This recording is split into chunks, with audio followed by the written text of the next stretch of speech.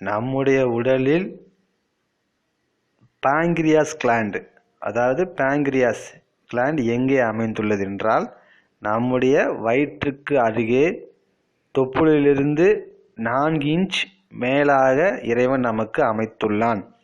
இந்த பாங்க்ரியாஸ் கிளாண்டின் முக்கியமான பணி ஜீரண நீர் சுரப்பதற்கும் உண்ட உணவை ஜீரணிப்பதற்கும் வயிறு, மண்ணீரல், பெருங்குடல் இவற்றின் உயிர் சக்திக்கும், அதாவது பிரபஞ்சத்திலிருந்து உயிர் சக்தியை பெற்று பிராணவாயுவாக மாற்றி வயிற்றில் உள்ள அனைத்து உறுப்புகளையும், அதாவது liver, gallbladder, spleen, stomach, large intestine, இந்த 5 உறுப்புகளுக்கும் பிராண சக்தியை கொடுத்து கொண்டே இருக்கும்.